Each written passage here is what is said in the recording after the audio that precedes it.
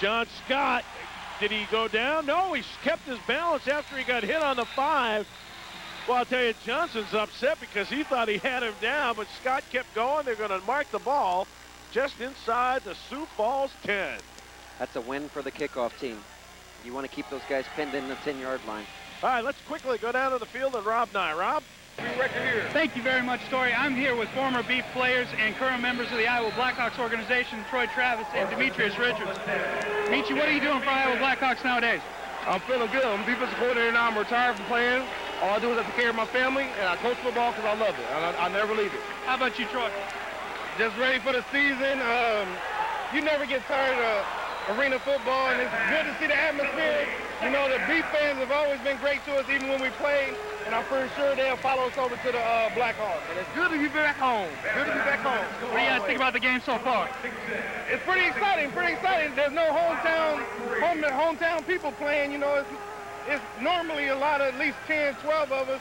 They got like 3 or 4 now, but it's still exciting. You're going to always have exciting football when you come to the Civic Auditorium with the Beef fans. So it's still lovely as ever. Troy Travis, Demetrius Richards, thanks for swinging by, guys. Good luck. All right. Back to you, Tori.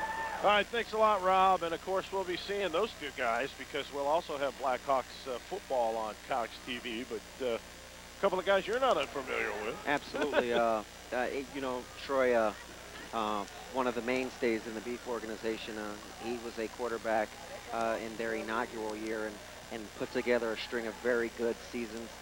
Demetrius Richards, people familiar with the North Central Conference, very familiar with that name, a very tough, hard-nosed football player that also had a very good career with the Beef.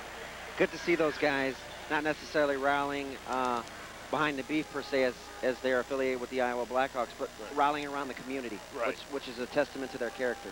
Well, the thing I like about Troy, I mean, there's no question. You can see with that interview, he's a big guy. Very nimble for a guy as big as he is. Absolutely. I think there's no doubt about that he was once one of the premier athletes in the state, not just the state of Nebraska. Well, Bryant again trying to move the Storm after that penalty. Big rush. He's hit but completes the pass to Scott. Scott way deep into Beef territory, and he gets hammered by who else? Randy Stella into the sideboards, and that stops the play. Couple of big shots delivered on that play, and you see how this game works. No different than the 11-man game. If you don't get there with the blitz, you'll pay the price, as we see here on the replay. Eads comes clean. Bryant steps up in the pocket, nice and calm, delivers the football, and you see nothing but green pasture here. And as us PlayStation players like to say, Tony Scott hits the X button, which we call the speed burst, on down the sideline. Bryant, play action, rolls far side. Oh, what a pass catch. Are they going to say he's in? No, he touched the side wall just shy of the goal line on the far side. That's Leon Hall out of Merced Junior College. And the Storm in great situation. Very unorthodox. Coach Riggs, an extremely bright mind, has Bryant roll to his right as a left-hander, and they deliver almost a backdoor pass. Good break on the ball by Clint Brown. It almost looked like he could have picked it off, but Sioux Falls in business. Man, that was a laser shot, too. I mean, he just zipped that thing in there. 2-man motion this way. Here's a pitch.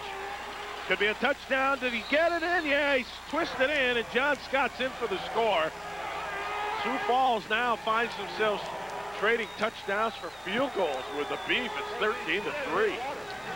Yeah, not the kind of start the home crowd was looking for, but like we talked about, lots and lots of time in this football game. And you know what? The Beef won't be easily daunted. They'll embrace the challenge. Hey, they're going against the defending champs here. And I mean, it's not like they've looked totally outclassed. It's just a couple big plays by the Storm and a fumble early, of course, with the Beef's first possession, and that's really what set the tone. You hit the nail on the head earlier. You cannot trade 7 for 3. You either have to go stop for stop or point for point here in this game. Otherwise, the score escalates. Simple mathematics. Adam Hicks for the point after. Got it. So with 3:08 remaining here in the first period, it is now Sioux Falls 14 and the Omaha Beef 3. Don't go anywhere. We'll be back with more Beef action opening night. An indoor football Beef style here on Cox TV.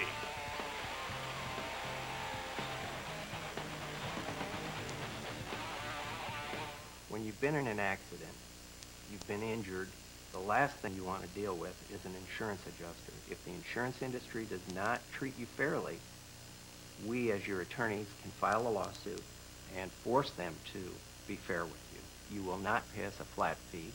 You will not pay us an hourly fee. If there is no recovery, you do not pay us. We have to be successful before we earn any money. It's another year of awards for Cox High-Speed Internet. From J.D. Power and Associates, the highest in customer satisfaction among high-speed Internet service providers. From PC Magazine, the Reader's Choice Award 3 years in a row.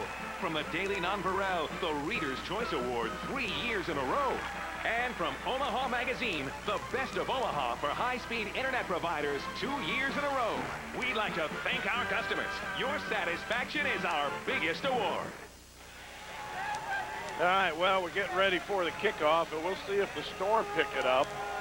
Damon alertly, Ross and Burrell have changed sides, and they kick it to Burrell. He's got a hole.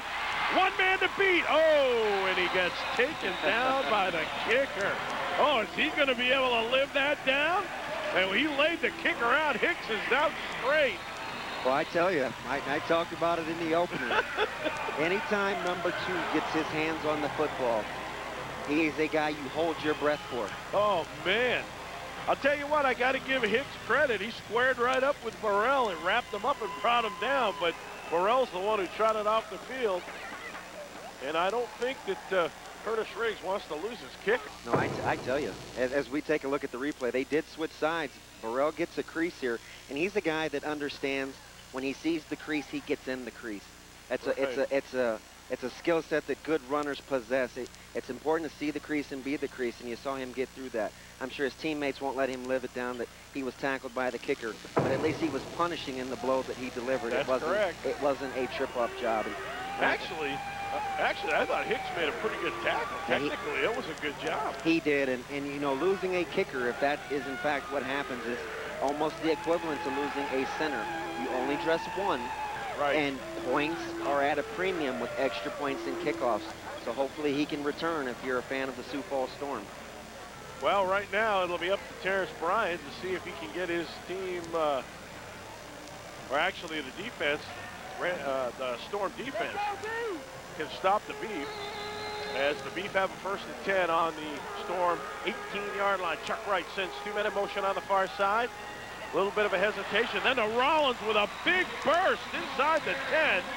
Or as Damon aptly schooled me moments ago, the X button. Yeah, exactly. Tremendous burst of speed here. And another little subtle nuance or change made by Coach Fuller. He's seeing that he's able to scoop that middle backer, and by scoop I mean the center's getting a clean release onto the middle backer. So he's changed his run game a little bit in order to establish some quick hitters. Maybe get Sioux Falls out of that blitz-happy mode that they were in earlier. He'll send Burrell wide to the far side. Mizzy and Ross in motion this side. He looks this way under pressure, just gets it away. He was in the grass going down, and he got rid of it. So it'll be an incomplete pass, and they'll bring up 3rd and short. Very smart play by Chuck Wright to get rid of it because he was going down. It's 2 plays in a row. Sioux Falls decides that they're going to give single coverage to number 2 out there. And live by the sword, die by the sword. We'll store that one in the Rolodex. Right. I mean, if Wright has time, but he was looking this way all the way, but he's able to pick that up and has time. That could be trouble for Sioux Falls. No question, though, the Beef need a touchdown. He keeps it on the sneak. Did he get the 1st down? That's going to be close. It's about a good 3 or 4 inches short here. I'm going to go out on a limb. Well, I won't argue with it because I never get these right. When I say they get it, they don't. When I say they don't get it, they do. So they're going to bring out the chains. It's about half the football here. Clock stopped with 1:17 to go in the opening period. It's been a rather long first period. Yeah, it seems that way. Stoppage in play due to some injuries, and of course, we're enjoying good television here, so we have to have our proper breaks. That's the good thing. You're watching this live on Cox TV. Glad you could be with us. Tori Pantelian, David Benning, Rob Nye, and the rest of the Cox Sports production crew. It's like about half the length of the football there, Chief. See, you got it right. That's why I said I won't argue with you. And I don't even see that well. That was just a good guess. We have to see better than I do, that's for sure. So they'll remark it on the far hash mark. And they'll bring up 4th down. And, of course, Beef going to go for 6, or at least go for the first down. Keep an eye on number 14 here if you're Sioux Falls Blackburn. They like to use him in a multitude of ways. And right now you'll see him be a middle linebacker. He is a fierce hitter with a nose for the football. The Beef will have to find him. 124 tackles last year as he was on his way to an all-UIF placement. Play action, loop into the end zone, overthrew Nizzi. There's the flag. Gutsy play call by Coach Fuller, going with the fake dive, and got a good one-on-one matchup, and the defender knew he was beat. Well, he beat Poppinga, and I'll tell you what, Nizzi immediately looked to the official asking, where's the flag? So one thing defenders in this league will find out about Mike Nizzi is even though he is a big angular body, he is very good at controlling his movement. He's not gangly by any means. He's very smooth and fluid. And Poppinga, who tried to get a good shot on him at the line of scrimmage, whiffed and ended up having to grab him. Well, the thing about Nizzi, too, is the kid knows how to run routes and get open. I mean, and some receivers just have that knack. Very, very sleek wide receiver. Morrell on the far side. Nizzi and Ross in motion this side. Pitch to Rollins, cuts up the corner, he's in for a touchdown. He bounced off a would-be tackler and was able to get into the end zone. Very good stretch block, and very aptly they panned the camera on Nizzi. Did a great job out there on the perimeter, one-on-one, running his defensive back to the sideboards, and it allowed Rollins to cut it up here as we take a look. You'll see 81 stretch his defender. Rollins tries to get to the corner, says, no, Nizzi's got it handled. Let me get on his back. Well, the Beef definitely needed that. So now they've matched touchdowns. As Retzlaff will come on for the point after. In talking to Coach Fuller Saturday after the scrimmage, Nizzi's work ethic and what he has brought to the table since last season was something that he talked about immensely. And right there we saw a receiver being unselfish and getting it done out there on the perimeter blocking, which often gets overlooked in a game like this. For 29.9 seconds left in this first period, the Beef have just scored their first touchdown of 2006 and gotten their first point after off the left-footed toe of Retzlaff, and now it's 14-10. Now, if you're a Beef fan, you need a big play here by your defense. I mean, obviously, we'll go on to the second period, but right now to kind of even things up or take the upper hand, big play by defense, get the ball back, and then you hope the offense can get it in the end zone. Yeah, and they haven't played too bad. You know, they gave up the big play on the blitz earlier, and then the return game set up good field position. But for the most part, they've done a fairly decent job in slowing down Sioux Falls offense. We'll see if they can get over the hump here. Well, I'll tell you, joining us up here is a former quarterback of the Lincoln indoor team, is Josh Lidke, and now he makes his living as the head boys basketball coach at Creighton Prep High School. So maybe we'll take some time, and maybe we can get Josh on the mic here if time allows. He's worth listening to. He's one of those multifaceted guys that we like to talk about, who's now earning his living on the hard court. Scott had a good return last time. Big hole, shakes off a tackle. Backup move. Wow, and he gets it out to just shy of midfield. So it'll put the Storm in great field position. What a move by Scott. Yeah, I've never seen anybody on a return stop, back up, and go forward again. He's extremely dangerous in the open field, and it's important for that first guy that gets down there clean to be able to have a shot and not only slow him down but make the tackle, because, again, he's one of those game changers. You give him some space and he'll make you pay. As the clock ticks here, we'll see if Josh will give you an interview here, Torrey. Yeah, we could try that. They're going to let time run out here on the first period. So after the first 15 minutes of the season opener for the Beef, the score is the Sioux Falls Storm 14 and the Omaha Beef 10. Well, I'll tell you what, Josh Lutke has actually not graciously agreed to this because we just said you're doing it, so put the headset on. Josh, of course, as we said, great high school career at Prep under Tom Jaworski. I had the great pleasure of doing play-by-play at UNO football when he quarterbacked there. Went to Lincoln Indoor Football. I've done play-by-play of his Creighton Prep basketball teams. Josh, I'll tell you, I don't know if you ever get a moment to breathe. You've got to be one of the busiest guys I've ever known. It's pretty busy, but, you know, I like being around. I like seeing the sporting events in Omaha, and I think Omaha has a lot to offer. So needed to come out and check out the Beef and see what kind of team they had this year, and so far it looks pretty good. Well, as a quarterback in the outdoor game and the indoor game, and Damon and I have talked about this tonight, the adjustment that you have to be made. What's one of the biggest differences that you noticed going from outdoor to indoor football? You have to see things a lot, much quicker than you do outdoors, and you got to be ready to throw it off of one step at any moment. And I think if you learn to take the little stuff, it turns into the big plays. And I think that's why Damon and myself and a couple of guys in Lincoln were so successful, because we just we made the simple plays into big plays, and I think that was the big thing. Contrary to popular belief, they don't hit any softer in indoor football, do they? No. you try to get rid of the ball quick. That's why I let these guys take care of the ball. I wanted no part of it. What, from an offensive standpoint overall, just from operating an offense, is there a big difference? Obviously, you use less people, but is there a big difference in acclimating to the indoor game? No, I think it's just understanding the reads and learning to take what the defense gives you, and understand that there's three levels that you have on the field that you're looking at, a deep level, a middle level, and then an underneath level. And if you read it quick enough, the progression's pretty fast, and you can find an open guy. So it's a matter of just adjusting, and usually it doesn't take very long to do that. All right, hang on, Josh. We'll get back to you after the play. Sioux Falls Storm off to Scott. He makes a great spin move to the far side, and he cuts it up over midfield, and he gets it into Beef territory down to about the 22. So what was it like having a guy like Damon Benning on a team with you?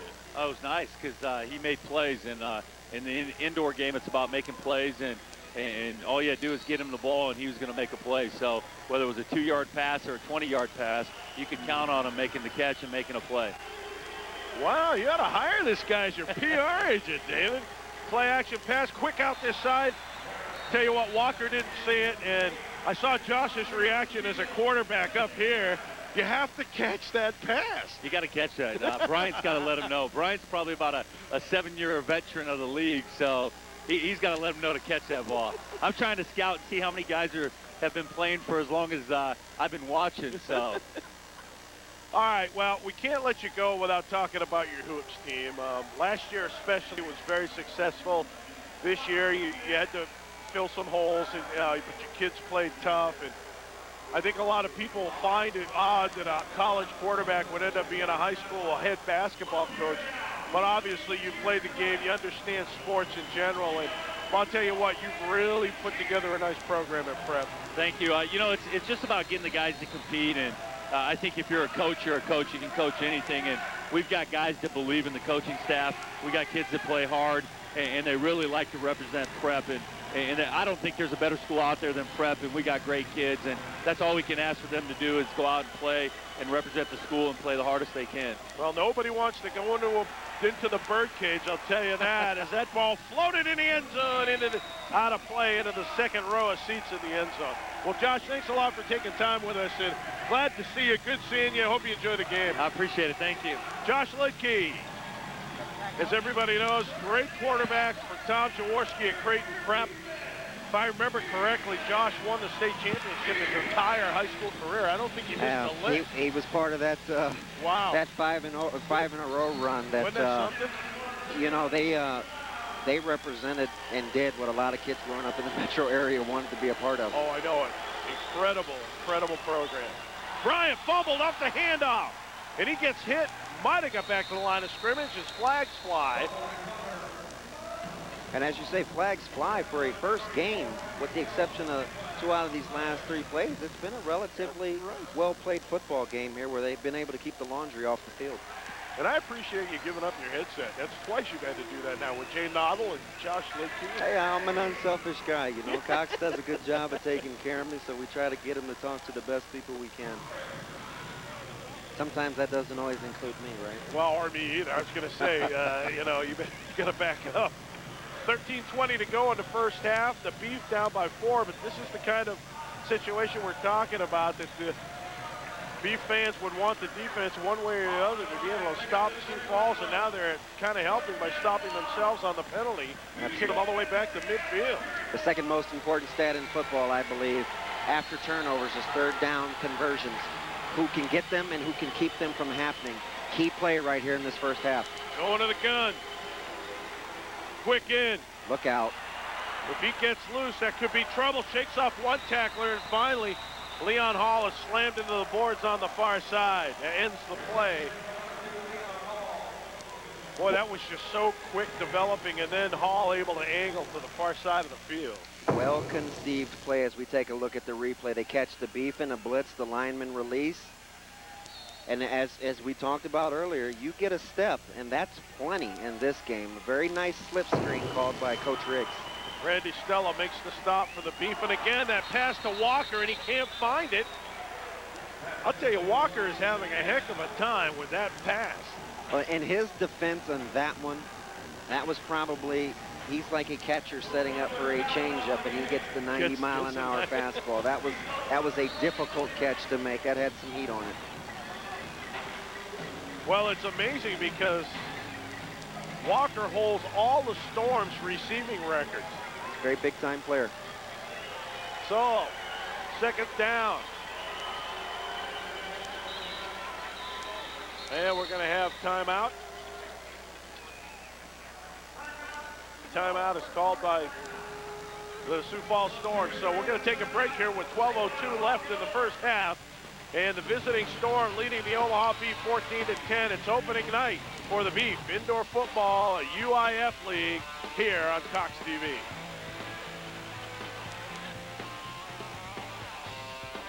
To try to decide when you need a lawyer, it is if you have an injury that is significant enough to require medical treatment. It is about what happens after they've been hurt. And they are scared because they have been, like most people, living paycheck to paycheck, and that's interrupted. They're hurt. Some of them are mad. Fair compensation ends up being the objective in every one of these cases, and we know what we're doing.